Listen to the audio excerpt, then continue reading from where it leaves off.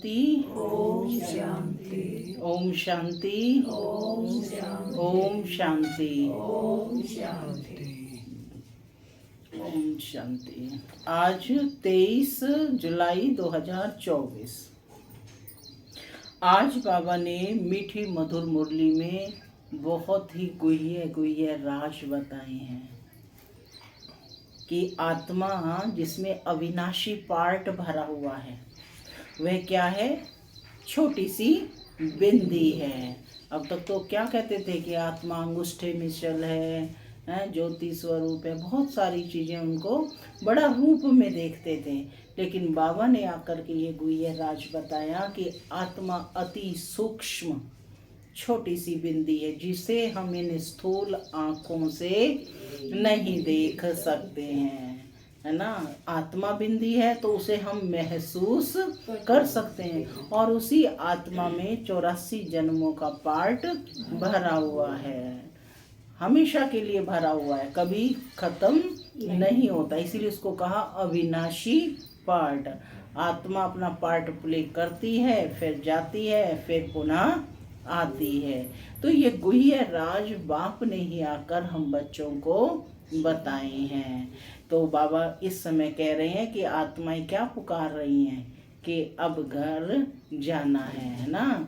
याद आ रही है, जब बच्चा थक जाता है तो क्या याद आता है? घर याद आता है। अब आत्मा पार्ट प्ले करते करते थक गई है तो लेकिन बाबा कहते बच्चे घर वापस कैसे जाएंगे? जैसे आए थे वैसा ही बनकर जाना है। तो यही सारी बातें आज की मुरली में बाबा ने हम आत्माओं को गुह्य राज के रूप में बताई है। सुनते हैं डायरेक्ट ईश्वरीय महावाक्य। ओम शांति। ओम शांति। बाबा कहते मीठे बच्चे, तुम्हें टाइम पर अपने घर वापस जाना है, इसलिए याद की रफ्तार को बढ़ाओ। तुम्हें टाइम पर अपने घर वापस जाना है, इसलिए याद की रफ्तार को बढ़ाओ। इस दुख धाम को भूल शांति धाम और सुख धाम को याद करो।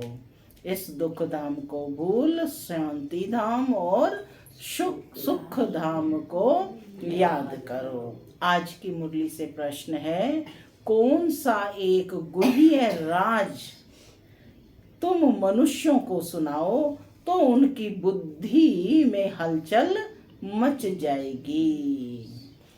फिर से सुनेंगे प्रश्न, कौन सा एक गुह्य राज तुम मनुष्यों को सुनाओ तो उनकी बुद्धि में भी हलचल मच जाएगी। कौन सा गुह्य राज? अभी बताया ना, कौन सा गुह्य राज? अरे आत्मा की नॉलेज की आत्मा बिंदु है, किसी को नहीं मालूम आत्मा बिंदु है ना।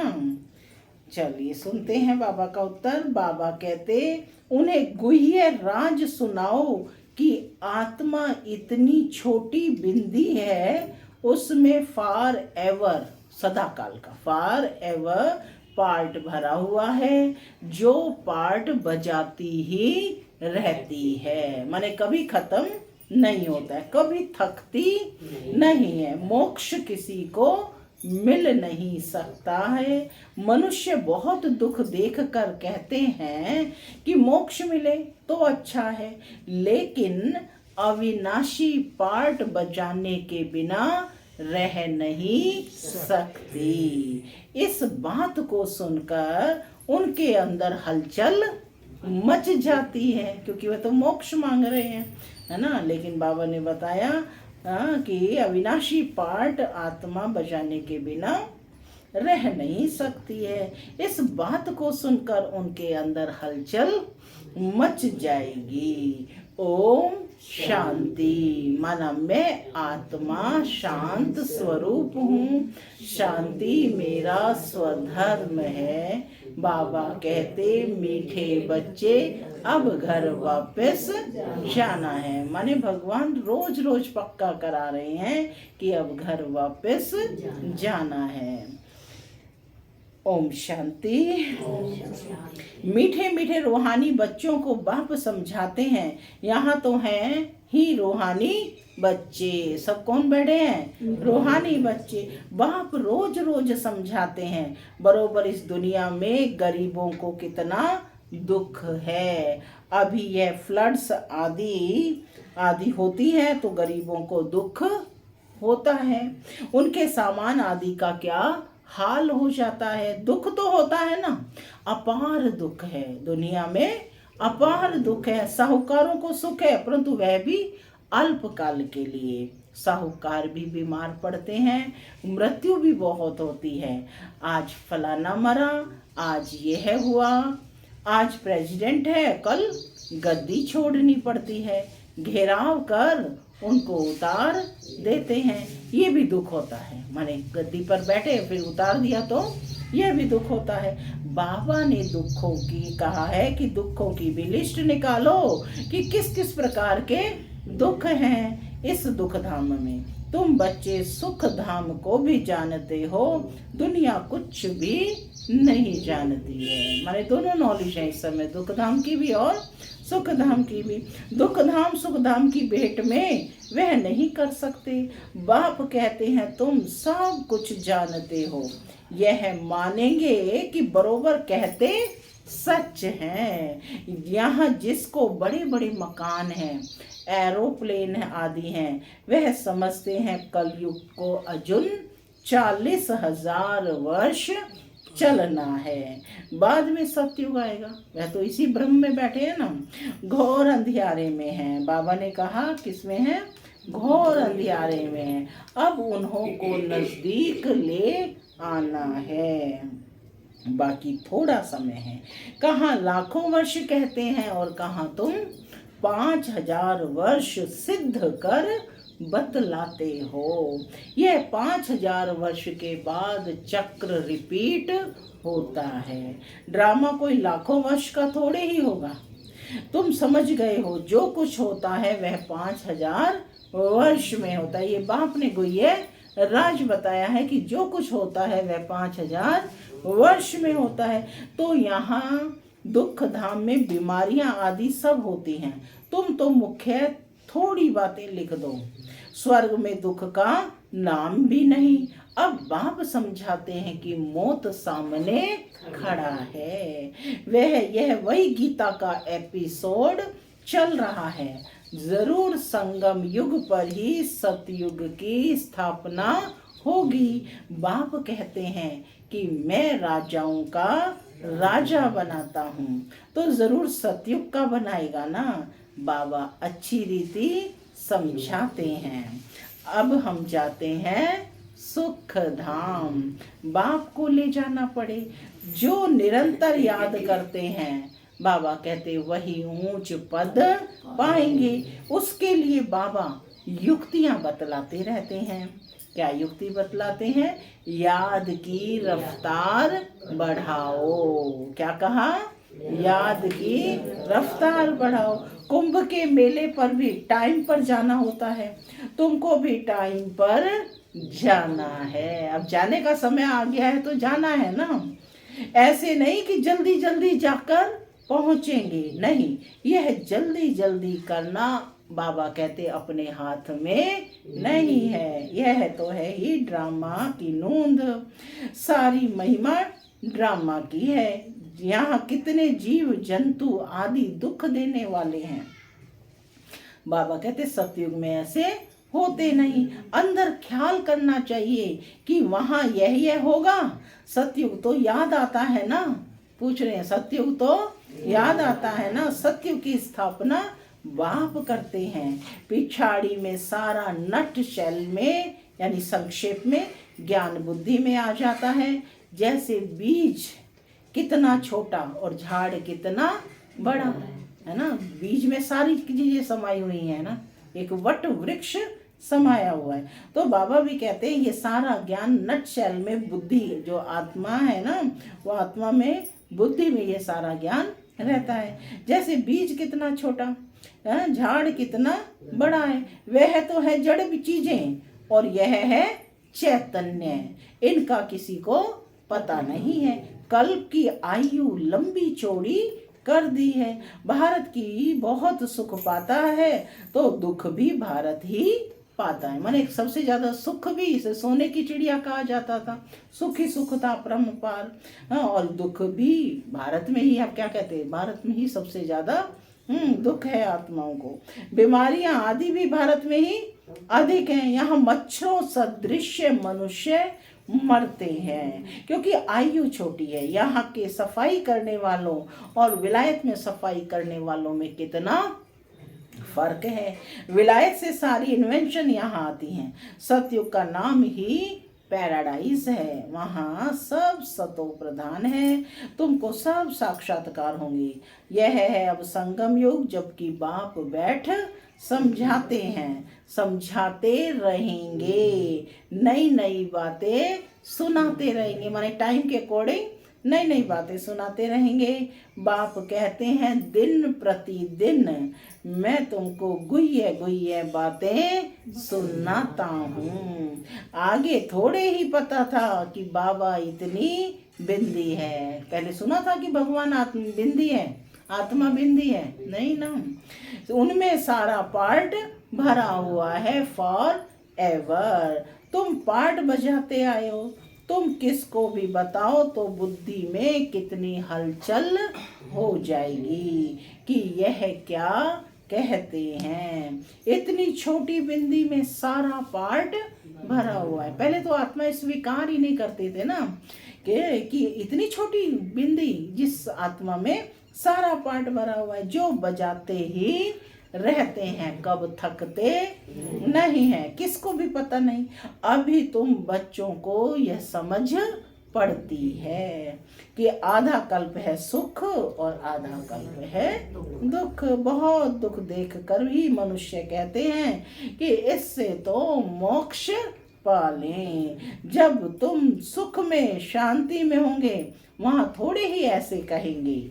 यह सारी नॉलेज अभी तुम्हारी बुद्धि में है। जैसे बाप बीज होने कारण उसके पास सारे झाड़ की नॉलेज है, झाड़ का मॉडल रूप दिखाया है, बड़ा थोड़े ही दिखा सकते हैं, मॉडल तो छोटा बनाया जाएगा ना। बुद्धि में सारी नॉलेज आ जाती है तो तुम बच्चों की कितनी विशाल बुद्धि होनी चाहिए, कितना समझाना पड़ता है। फलाने फलाने इतने समय बाद फिर आते हैं पार्ट बजाने। यह कितना बड़ा ह्यूज ड्रामा है। यह सारा ड्रामा तो कभी कोई देख भी ना सके, इम्पॉसिबल है। दिव्य दृष्टि से तो अच्छी चीजें देखी जाती हैं। गणेश, हनुमान, ये सब हैं भक्ति मार्ग के, परंतु मनुष्यों की भावना बैठी हुई है तो छोड़ नहीं सकते। अब तुम बच्चों को पुरुषार्थ करना है। कल्प पहले मिसल पद पाने के लिए पढ़ना है। क्या कहा बाबा ने? कल्प पहले मिसल पद पाने के लिए पढ़ना है। कल्प पहले भी पाया था, अब फिर पाना है। तुम जानते हो पुनर्जन्म तो हर एक को लेना ही है। सीढ़ी कैसे उतरे हैं यह तो बच्चे जान गए हैं। जो खुद जानते हैं वह औरों को भी समझाने लग पड़ेंगे। कल्प पहले भी यही किया होगा, माने कल्प पहले भी ये सेवा कार्य किया है तो अब भी करेंगे। ऐसे ही म्यूजियम बनाकर कल्प पहले भी बच्चों को सिखाया होगा। पुरुषार्थ करते रहते हैं, करते रहेंगे। ड्रामा में नूंद है, ऐसे तो ढेर हो जाएंगे। गली गली घर घर में यह स्कूल होगा। है सिर्फ धारणा करने की बात। कैसी बात है ये? धारणा करने की बात। बोलो, तुम्हारे दो बाप हैं, बड़ा कौन ठहरा? बड़ा कौन ठहरा? उनको ही पुकारते हैं रहम करो, कृपा करो। बाप कहते हैं मांगने से कुछ भी नहीं मिलेगा, हमने तो रास्ता बता दिया है। मैं आता ही हूँ रास्ता बताने। सारा झाड़ तुम्हारी बुद्धि में है। बाप कितनी मेहनत करते रहते हैं, बाकी बहुत थोड़ा टाइम बचा है। समय की पहचान दे रहे हैं कि वो थोड़ा टाइम बचा है। मुझे सर्विसेबल बच्चे चाहिए। कौन कह रहा है? स्वयं परम पिता परमात्मा कह रहा है, जो इस धरा पर आया हुआ है कि मुझे सर्विस एबल बच्चे चाहिए। घर घर में गीता पाठशाला चाहिए, और चित्र आदि ना रखो, सिर्फ बाहर में लिख दो। चित्र तो यह बैज ही बस है, पिछाड़ी में यह बैज ही तुमको काम में आएगा।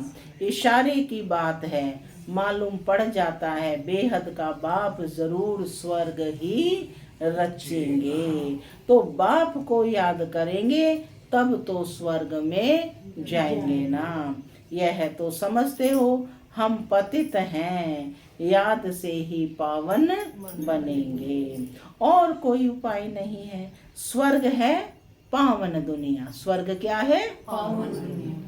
पावन दुनिया। स्वर्ग का मालिक बनना है तो पावन जरूर बनना है। स्वर्ग में जाने वाले फिर नरक में गोते कैसे खाएंगे?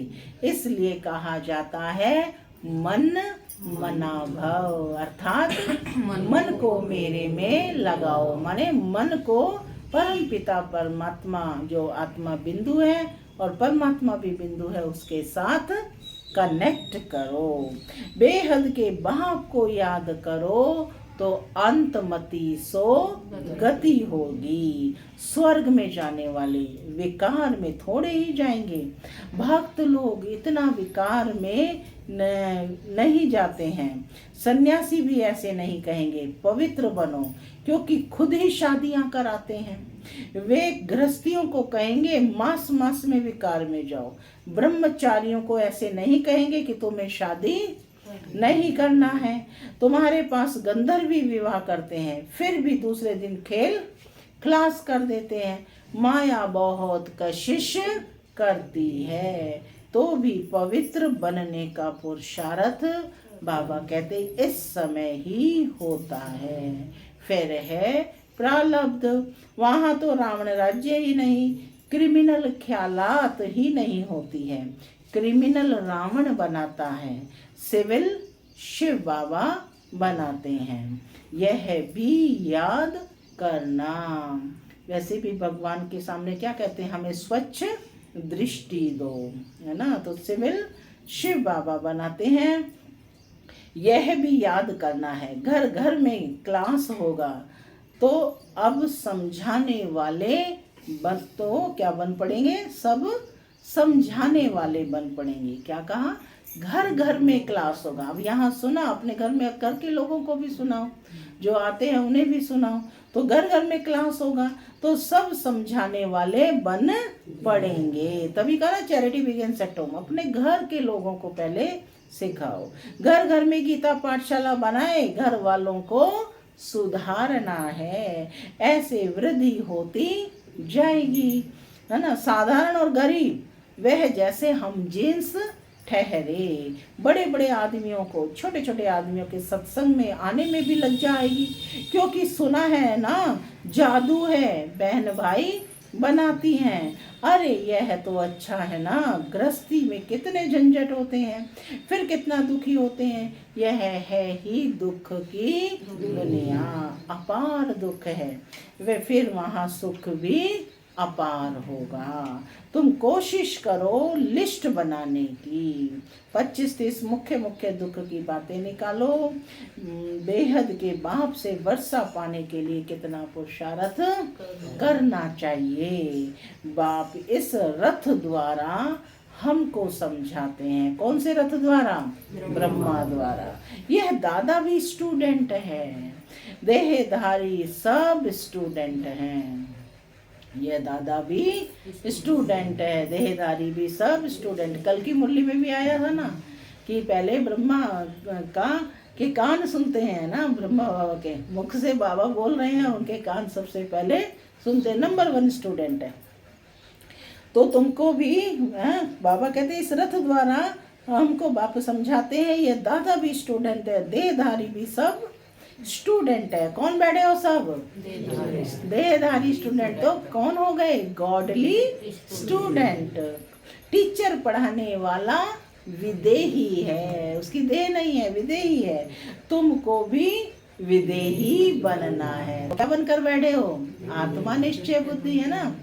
तुमको भी विदेही बनाते हैं, इसलिए बाप कहते हैं शरीर का भान छोड़ते जाओ। ये मकान आदि कुछ भी नहीं रहेगा, वहाँ यह सब कुछ नया मिलना है। पिछाड़ी में तुमको बहुत साक्षात्कार होंगे। यह तो जानते हो, उस तरफ विनाश बहुत हो जाएगा। एटॉमिक बॉम्ब्स से यहाँ के लिए है रक्त की नदियाँ। माने यूरोपियन कंट्रीज में एटॉमिक बॉम्ब से विनाश होगा, अमेरिका और यूरोपियन कंट्रीज में। और भारत में क्या होगा? गृह युद्ध होंगे, है ना। और साथ ही साथ प्राकृतिक आपदाएं आएंगी, और साथ में यहाँ के लिए रक्त की नदियाँ। इसमें टाइम लगता है। यहाँ का मौत बड़ा खराब है। यह अविनाशी खंड है। नक्शे में देखेंगे हिंदुस्तान तो एक जैसे कोना है। ड्रामा अनुसार यहाँ उनका असर आता ही नहीं है। यहाँ रक्त की नदियां बहती हैं। अभी तैयारी कर रहे हैं। महाभारत का युद्ध दिया खाया है ना, तो उसमें क्या दिखाया? रक्त की नदियां बहते हुए दिखाई। हो सकता है पिछाड़ी में इनको बॉम्ब्स भी देंगे। बाकी वह बॉम्ब्स जो फेंकने से ही दुनिया खत्म हो जाए, वह थोड़ी ही लोन पर देंगे, हल्की क्वालिटी के देंगे। काम की चीजें थोड़े ही किसको दी जाती हैं। विनाश तो कल्प पहले मिसल हो ही जाना है, नई बात नहीं। अनेक धर्म विनाश और एक धर्म की स्थापना। भारत खंड कभी विनाश को नहीं पाता। यही भारत भूमि की महिमा है कि भारत खंड कभी विनाश को नहीं पाता है। कुछ तो बचने ही हैं। सब मर जाए फिर तो प्रलय हो जाए। दिन प्रतिदिन तुम्हारी बुद्धि विशाल होती जाएगी। जैसे शास्त्रों में गाया ना कि 8-8 कोस पर दिया जलता दिखाई देता है, तो इस प्रकार से कुछ आत्माएं बच जाएंगी जो नवयुग का आरंभ करेंगी। तो बाबा कहते सब मर जाए फिर तो प्रलय हो जाए। दिन प्रतिदिन तुम्हारी बुद्धि विशाल होती जाएगी। तुमको बहुत रिगार्ड रहेगा। अभी इतना रिगार्ड थोड़े ही है, तब तो कम पास होते हैं। बुद्धि में आता नहीं है। कितनी सजाएं खानी पड़ेंगी, फिर आएंगे भी देरी से। गिरते हैं तो फिर की कमाई चट हो जाती है। काले के काले बन जाएंगे, फिर वह खड़े हो ना सकें। कितने जाते हैं, कितने जाने वाले भी हैं, खुद भी समझ सकते हैं। इस हालत में शरीर छूट जाए तो हमारी क्या गति होगी। यह सब समझ की बात है ना। बाप कहते हैं तुम बच्चे ही हो, शांति स्थापन करने वाले। तुम्हारे में भी अशांति होगी तो पद भ्रष्ट हो जाएगा। किसको भी दुख देने की दरकार नहीं है। बाप कितना प्यार से सबको बच्चे बच्चे कहकर बात करते हैं। बेहद का बाप है ना। सारी दुनिया की इसमें नॉलेज है, तब तो समझाते हैं। कौन सी नॉलेज है? सारी दुनिया की इसमें नॉलेज है। आदि मध्य अंत है ना। इस दुनिया में कितने प्रकार के दुख है। किसी को तन का, किसी को मन का, किसी को धन का, किसी को संबंध संपर्क का, किसी को दूसरे की उन्नति से को है। तो हर प्रकार के दुख हैं। ढेर दुख की बातें तुम लिख सकते हो। जब तुम ये सिद्ध कर बताएंगे तो समझेंगे कि ये बात तो बिल्कुल ठीक है। यह अपार दुख तो सिवाय एक बाप के और कोई दूर कर नहीं सकते। केवल बाप इन दुखों को दूर कर सकते हैं। दुखों की लिस्ट होगी तो कुछ ना कुछ बुद्धि में बैठेगा। बाकी तो सुना अनसुना कर देंगे। उनके लिए ही गाया जाता है रीड, यानी भेड़ क्या जाने साज से। बाप समझाते हैं तुम बच्चों को ऐसा गुलगुल बनना है, कोई अशांति गंदगी नहीं होनी चाहिए। अशांति फैलाने वाले देह अभिमानी ठहरे, उनसे दूर रहना है, छूना भी नहीं है ना। तो कहा था जो अशांति फैलाने वाले हैं, विकारों वाले हैं, उनसे दूर रहना है। और हमने ये जातिगत अछूत व्यवहार आरंभ कर दिया। ठीक है, तो यहाँ पर इस बात को समझना है कि विकारों को नहीं छूना है, छूना भी नहीं है। अच्छा, मीठे मीठे सिक्के लदे बच्चों प्रति पिता बाप दादा का याद प्यार और गुड मॉर्निंग। रूहानी बाप की रूहानी बच्चों को नमस्ते। हम रूहानी बच्चों की रूहानी मात पिता बाप दादा को याद प्यार गुड मॉर्निंग और नमस्ते नमस्ते। सदा रहो हंसते बनो फरिश्ते। धारणा के लिए मुख्य सार पहला, जैसे पढ़ाने वाला टीचर विदेही है, उसे देह का भान नहीं है, ऐसे विदेही बनना है। शरीर का भान छोड़ते जाना है। क्रिमिनल आई को बदल सिविल आई बनानी है। दूसरा, अपनी बुद्धि को विशाल बनाना है। सजाओं से छूटने के लिए बाप का व पढ़ाई का रिगार्ड रखना है। कभी भी दुख नहीं देना है, अशांति नहीं फैलानी है। आज का वरदान है, ब्राह्मण जीवन की नेचुरल नेचर द्वारा पत्थर को भी पानी बनाने वाले मास्टर प्रेम सागर भव। ब्राह्मण जीवन की नेचुरल नेचर द्वारा पत्थर को भी पानी बनाने वाले मास्टर प्रेम के सागर भव। जैसे दुनिया वाले कहते हैं कि प्यार पत्थर को भी पानी कर देता है, ऐसे आप ब्राह्मणों की नेचुरल नेचर मास्टर प्रेम का सागर है। कौन है आत्मा? मास्टर प्रेम की सागर। आपके पास आत्मिक प्यार, परमात्म प्यार की ऐसी शक्ति है जिससे भिन्न भिन्न नेचर को परिवर्तन कर सकते हो। जैसे प्यार के सागर ने अपने प्यारे स्वरूप की अनादि नेचर से आप बच्चों को अपना बना लिया है, ऐसे आप भी मास्टर प्यार के सागर बन विश्व की आत्माओं को सच्चा निस्वार्थ आत्मिक प्यार दो, तो उनकी नेचर परिवर्तन हो जाएगी। स्लोगन है, अपनी विशेषताओं को स्मृति में रख उन्हें सेवा में लगाओ। सबसे पहले तो अपनी विशेषताओं की जांच करो कि मेरे अंदर क्या क्या खूबी है ना।